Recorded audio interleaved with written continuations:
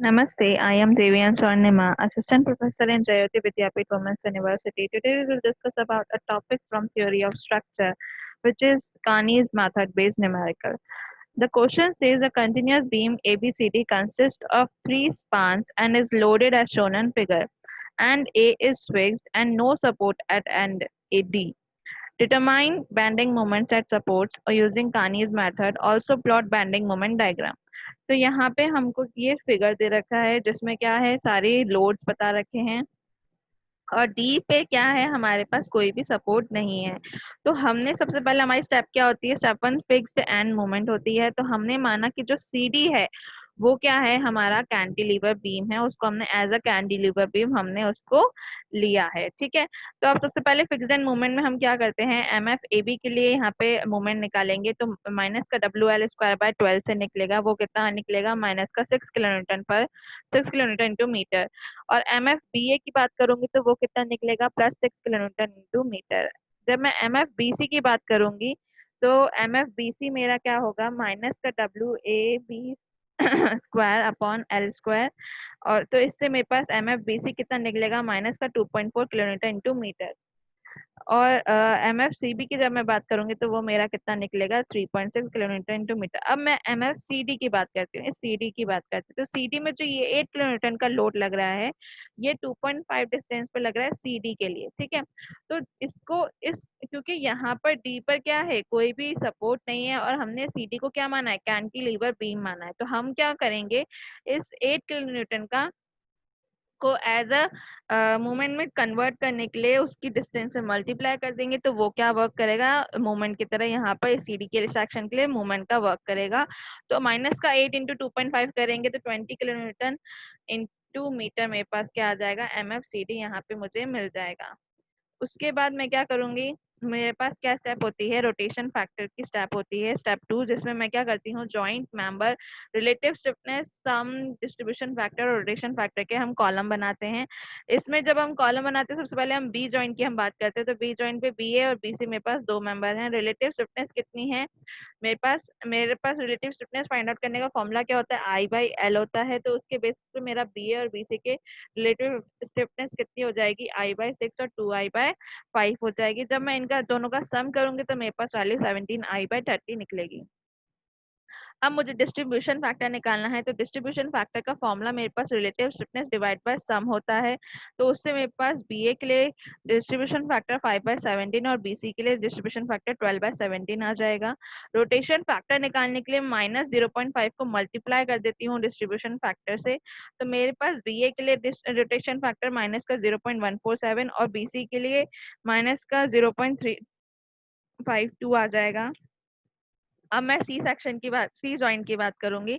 तो सी जॉइंट पे C B और सी डी दो मेंबर हैं, जिसमें का रिलेटिव स्टिफनेस सी बी का रिलेटिव 2I/5 है। सी डी का हमारा 0 होगा क्योंकि कोई सपोर्ट नहीं है और हमने उसको एज अ कैंटिलीवर बीम माना है। ठीक है, जब मैं इसका सम करूंगी तो वो 2I/5 होगा। सीबी का डिस्ट्रीब्यूशन फैक्टर मेरा क्या निकलेगा, 1 निकलेगा। और उसी का रोटेशन फैक्टर मेरे पास माइनस का 0.5 निकलेगा। सीडी का मेरे पास डिस्ट्रीब्यूशन फैक्टर भी 0 होगा और रोटेशन फैक्टर भी यहाँ पे 0 होगा। स्टेप 3 के लिए मैं क्या करती हूँ, रिजल्टेंट रिस्ट्रेंट मोमेंट मेरा स्टेप 3 होती है। इसके लिए मेरे पास फॉर्मूला क्या होता है, M F I equals to sigma M F I J. तो इसमें मेरे पास सबसे पहले मैं बी जॉइंट के लिए बात करूंगी तो M F B equals to M F B A plus M F B C होगा। इनकी वैल्यूज यहाँ पे रखूंगी तो एम एफ बी की वैल्यू मेरे पास 3.6 किलोमीटर इंटू मीटर आ जाएगा। जॉइंट सी के लिए बात करूंगी तो M F C equals to M F C B plus M F C D होगा। इसकी वैल्यूज यहाँ पे रखेंगे तो यहाँ पे वैल्यू मुझे एम एफ सी की माइनस का 16.4 किलोमीटर इंटू मीटर मिलेगी। स्टेप 4 होता है हमारा कानीज इटरेशन साइकिल। इस साइकिल में हम क्या करते हैं, सबसे पहले हम बताते हैं कि एम ए बी जो है वो 0 है। क्यों 0 है, due to fixed end. M C D जो है वो 0 है। क्यों 0 है, क्योंकि कैंटिलीवर बीम हमने मानी है तो उसकी वजह, उसका फिक्स्ड एंड हो गया है, उसकी वजह से क्या है, एम सी डी मेरा 0 है। अब हमने अज्यूम करा साइकिल 1 स्टार्ट करने के लिए कि एम सी बी जो है मेरा वो 0 है एट स्टार्टिंग। तो मैंने जॉइंट बी लिया। जॉइंट बी में मेरे पास क्या फॉर्मूला बनेगा, M B C equal to R B C bracket में M F B plus M C B plus M A B. यहाँ पे मैं सारी वैल्यूज रखूंगी और एम बी सी मेरे पास कितना आ जाएगा, -1.27 आ जाएगा।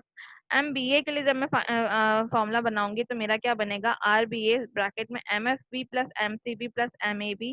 इससे मैं जब वैल्यूज रखूंगी तो मेरे पास क्या फॉर्मूला क्या वैल्यू आएगी, माइनस का 0.530 मेरे पास MBA की वैल्यू आ जाएगी। जॉइंट सी के लिए जब मैं बात करूँ तो जॉइंट सी में हमारा फॉर्मूला बनेगा MCB equals to RCB bracket में MFC प्लस MBC।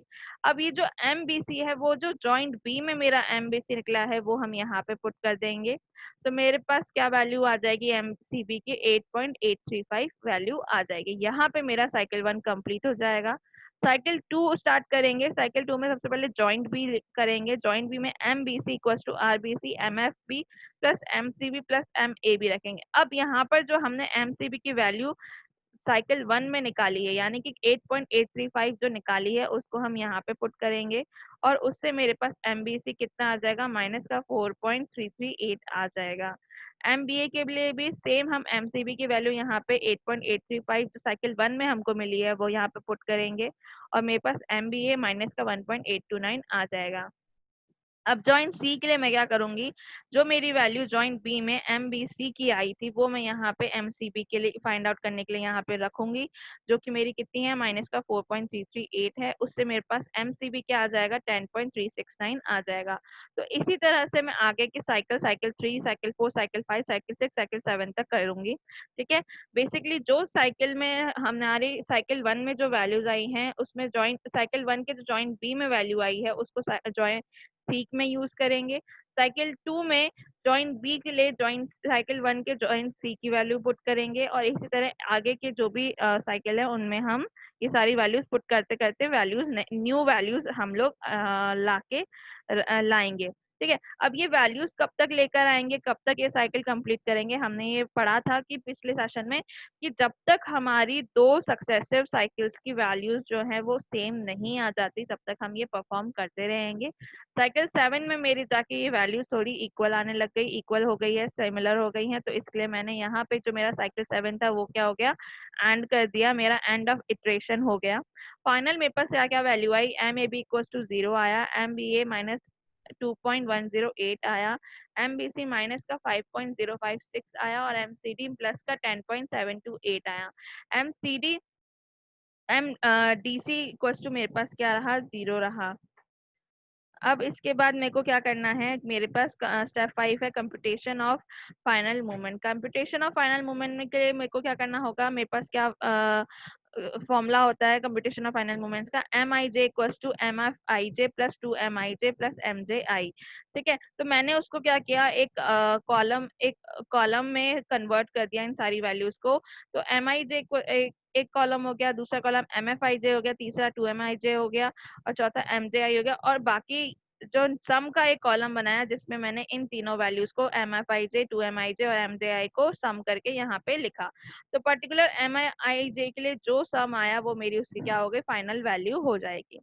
जब हम MAB की बात करेंगे तो मेरे पास फाइनल वैल्यू माइनस का 8.108 आएगी, MBA के लिए प्लस का 1.784 आएगी, MBC के लिए माइनस का 1.784 आएगी, MCB के लिए प्लस का 20 और MCD के लिए माइनस का 20 आएगी। ये सारी वैल्यूज को से मैं क्या करूंगी, डायग्राम अपना बेंडिंग मोमेंट डायग्राम यहाँ पे प्लॉट करूंगी।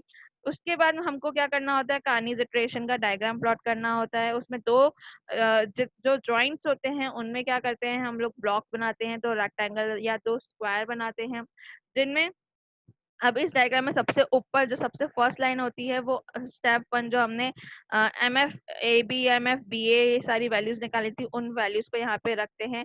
जो हमारा ब्लॉक होता है उसके अंदर हमारी क्या वैल्यूज आती हैं, हमारे रोटेशन फैक्टर की वैल्यूज यहाँ पे आती हैं। और जो मिड में होता है, ब्लॉक के मिड में हमारे पास क्या आता है वैल्यू, हम क्या लिखते हैं, रीस्ट्रेंट जो मूवमेंट आया था हमारा स्टेप 3 में वो यहाँ पे हम लिखते हैं। उसके बाद नीचे हम लोग जो भी साइकिल हमने इटरेशन किया था वो वाली सारी वैल्यूज यहाँ पे पुट करते हैं। I hope you don't have any query in this session, but if you have then please mention it in the comment box, I will resolve it.